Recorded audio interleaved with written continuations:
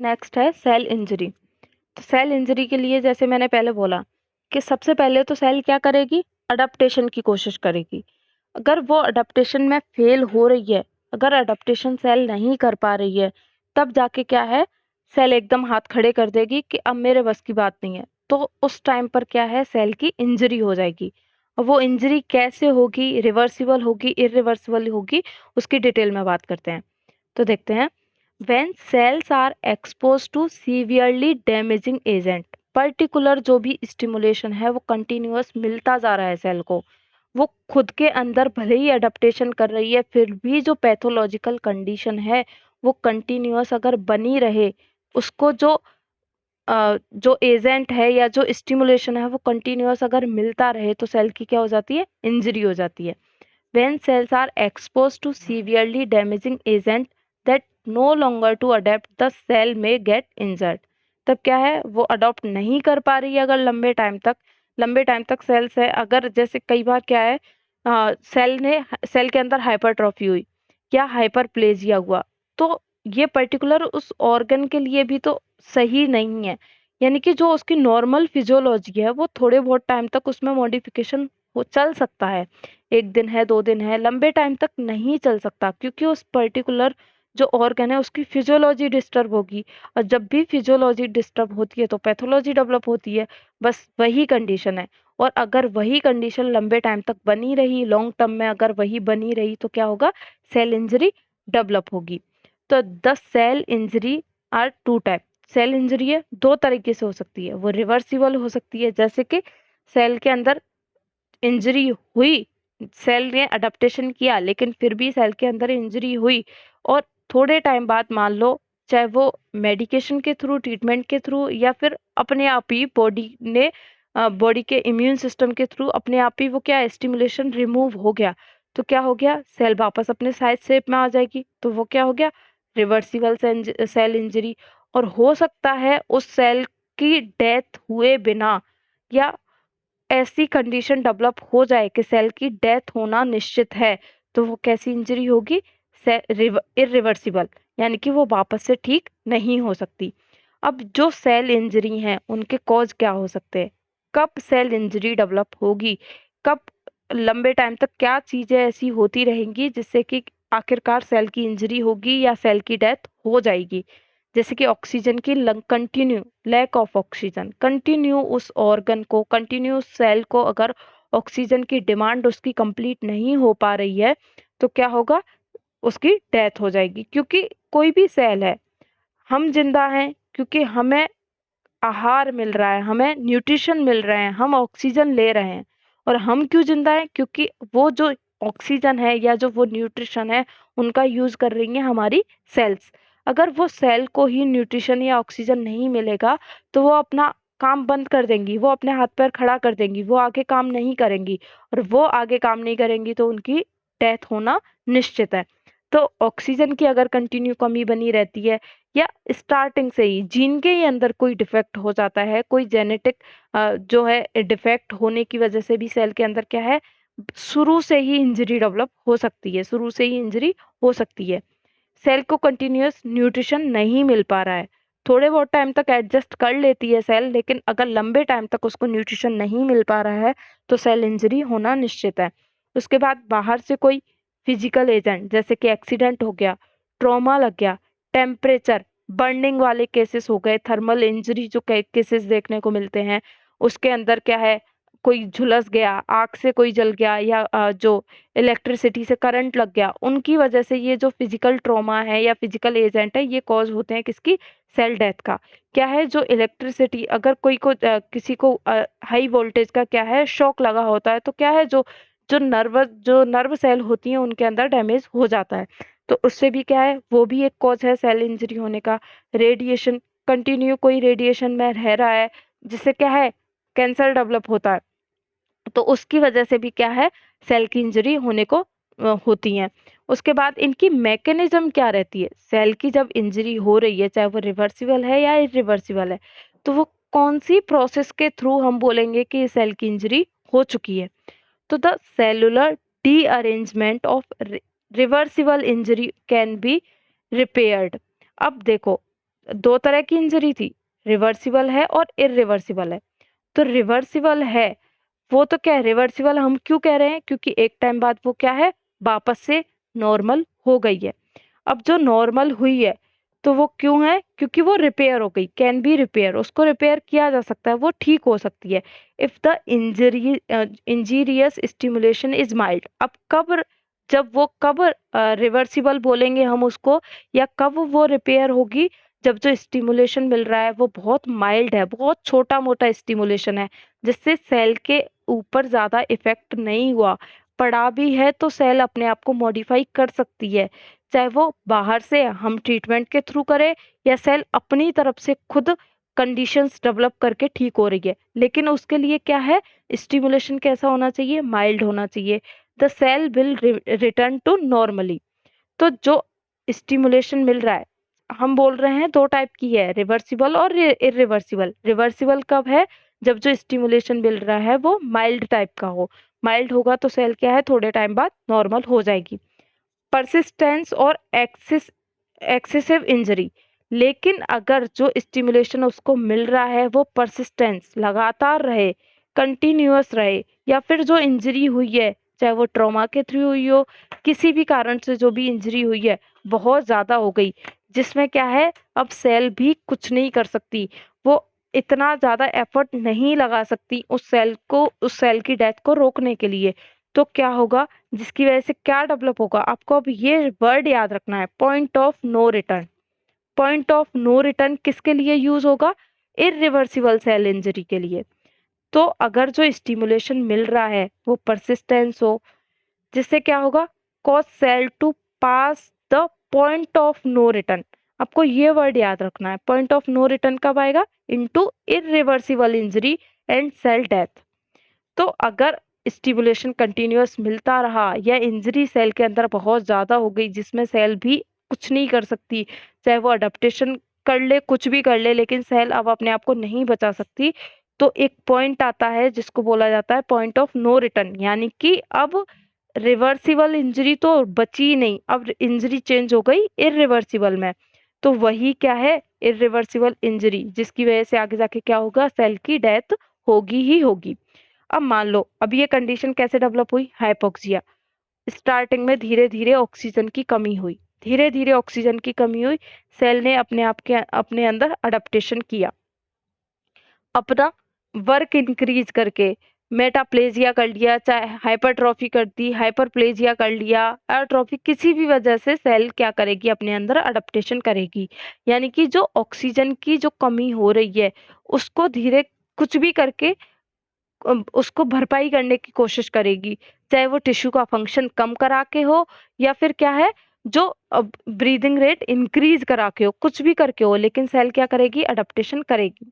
अब क्या है, लंबे टाइम तक ये बना रहा, सेल ने अडेप्टेशन कर लिया, सेल ने अडेप्टेशन कर लिया, रिवर्सिबल सेल इंजरी हुई।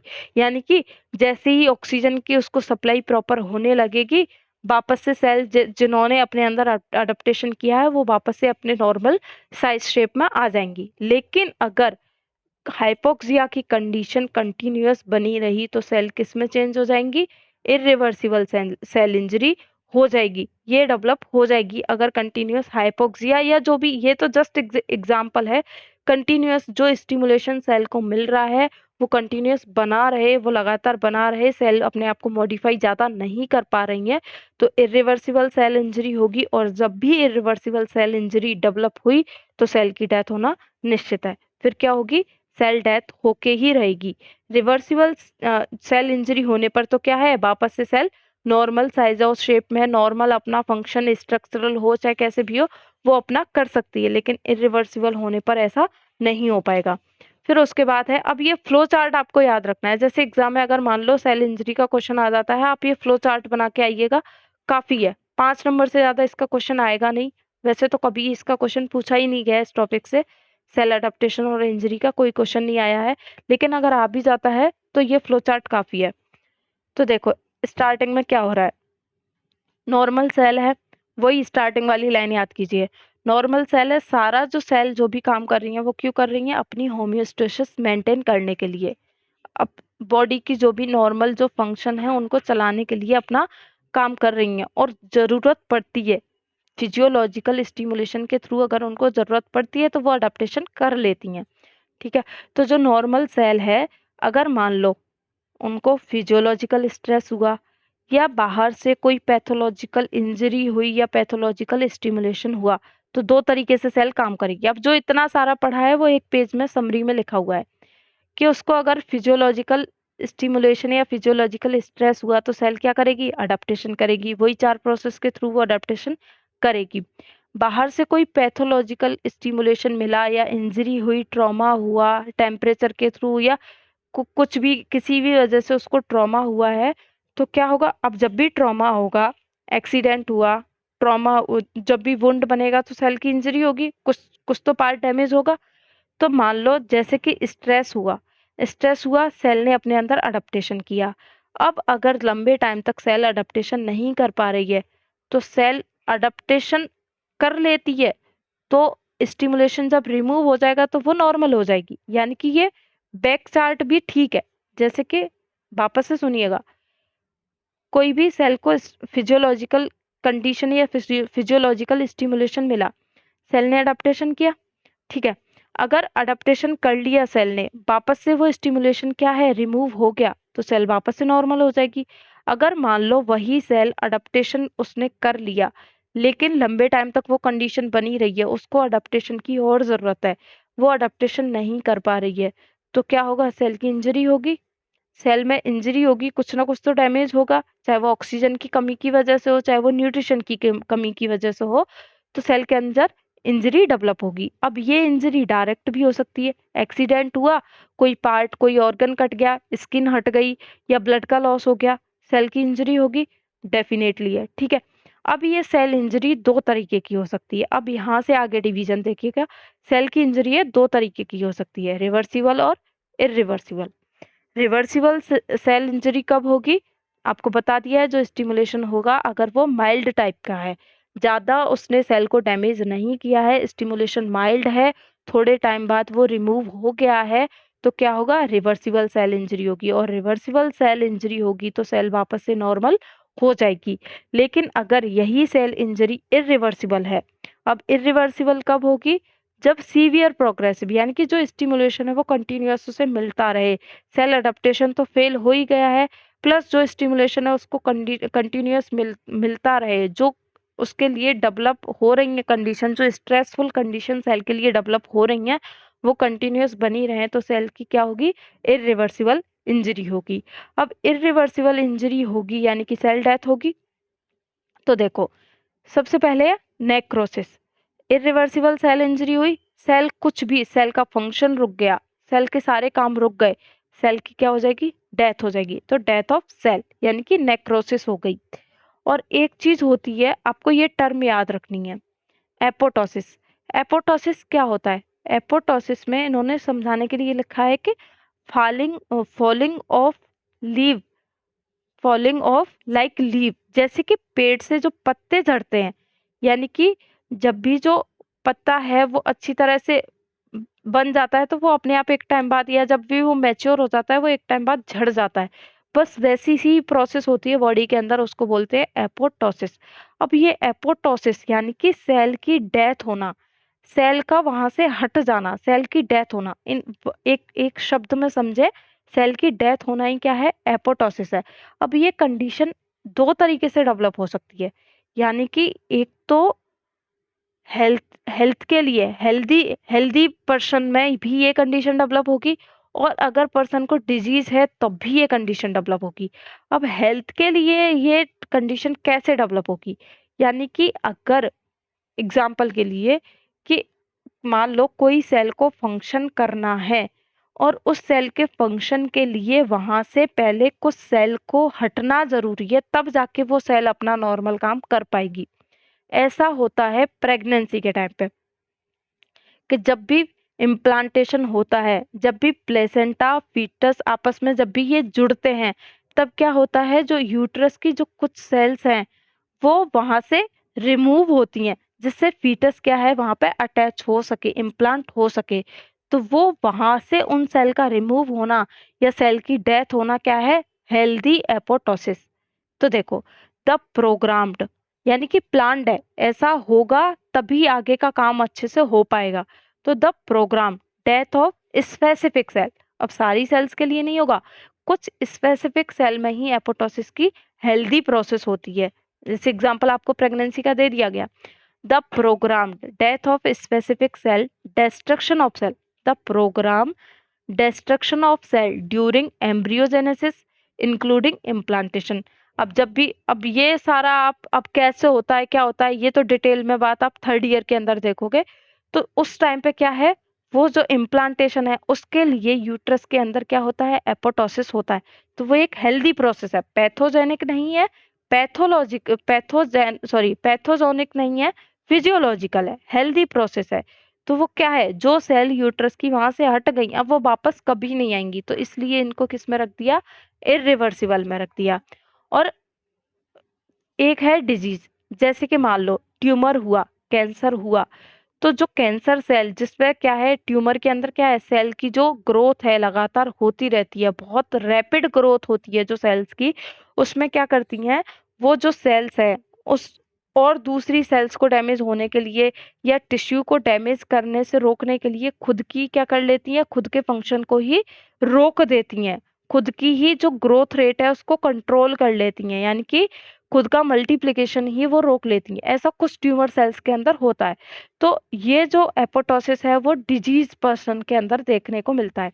इन ट्यूमर के अंदर क्या है, apoptosis and proliferative rate together control the rate of tumour growth, यानी कि अगर जो ट्यूमर की जो हाँ जी, जो जो ट्यूमर की जो सेल्स है, यहीं से बोलना है ना वापस।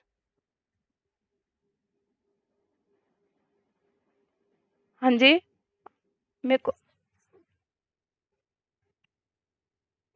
हाँ जी, हाँ जी, हाँ जी। जैसे कोई भी ट्यूमर देखो, जब भी ट्यूमर डेवलप होता है तो आप लोग ये तो पता ही है आपको कि जो भी सेल्स के अंदर ट्यूमर हो रहा है या जिस भी ऑर्गन टिश्यू का ट्यूमर हो रहा है वहां पे जो सेल्स हैं वो कंटिन्यूअस क्या करती हैं, अपना नंबर बढ़ाती हैं। सेल्स का जो नंबर है, जो उसके अंदर माइटोसिस की जो प्रोसेस होती है वो बहुत रैपिड हो जाती है। तो इसके अंदर क्या है, जैसे आपने इंटरफेरोन, ये ऐसी कुछ प्रोटीन्स का आपने नाम सुना होगा, साइटोकाइनेंस होते हैं, वो अपने आप ही सिक्रीट होने लग जाते हैं, वो जो ट्यूमर सेल है जिनके अंदर ट्यूमर डेवलप हो रहा है उन सेल से, वो जब भी प्रोड्यूस होते हैं तो वो क्या करते हैं, जिस सेल का, जैसे कि मान लो माइटोसिस में क्या होता है, एक सेल से दो सेल बनी, दो से चार बनी, चार से आठ बनी, ये प्रोसेस कंटिन्यू चलती है। और यही प्रोसेस होती है ट्यूमर सेल के अंदर। तो अगर जो ट्यूमर सेल के अंदर कंटिन्यू माइटोसिस की प्रोसेस हो रही है, अगर उस सेल की ही डेथ हो जाए तो आगे ट्यूमर की जो सेल्स है उनकी जो रैपिड ग्रोथ हो रही है उनको रोका जा सकता है। तो जो एपोटोसिस वो ट्यूमर सेल में कैसे होता है कि जिस भी ट्यूमर सेल की जो बार बार जो मल्टीप्लिकेशन हो रहा है उस सेल की डेथ किसी भी वजह से हो जाए, चाहे वहां पे वो इंटरफेरन हो, चाहे वो साइटोकाइनिन हो, या और कोई जो भी वहां से मीडिएटर या जो भी कुछ भी डेवलप हो रहा है उस सेल से सिक्रीट हो रहा है, दूसरी से सिक्रीट हो रहा है, उसको या बाहर से हम दे रहे हैं, तो वो कुछ भी करके उस ट्यूमर सेल के अंदर उस ट्यूमर सेल की डेथ करा दे, तो क्या होगा आगे, वो जो एक सेल है वो कई सारी हजारों लाखों सेल बार बार बना रही है, बार बार मल्टीप्लाई कर रही है, वो प्रोसेस रुक जाएगा। और वो प्रोसेस है तो डिजीज के लिए, लेकिन वो एक तरह से क्या है, उस डिजीज्ड पर्सन के लिए अच्छी बात है। अगर ये एपोटोसिस ट्यूमर सेल के अंदर हो जाता है तो कंटिन्यूस जो ट्यूमर की जो ग्रोथ हो रही है कंटिन्यू, उसको हम कंट्रोल कर सकते हैं। चाहे बाहर से हम कोई भी केमिकल थेरेपी दे रहे हो, कुछ भी दे रहे हो, चाहे वो कीमोथेरेपी के थ्रू या कुछ भी किसी के भी थ्रू, हमें क्या करना है, जो ट्यूमर सेल है उसकी ग्रोथ को रोकना है। तो एपोटोसिस को समझना है आपको। एपोटोसिस क्या है, सेल की डेथ कराना, या सेल की डेथ अपने आप होना, नेचुरल प्रोसेस से होना, चाहे वो हेल्दी के अंदर, प्रेगनेंसी वाला आपको समझा दिया, और डिजीज के अंदर कैसे हो रही है, ट्यूमर सेल की डेथ करा दो जिससे आगे ट्यूमर की ग्रोथ रुक जाए। तो ये है आपका पूरा एक टॉपिक, सेल अडेप्टेशन और सेल इंजरी।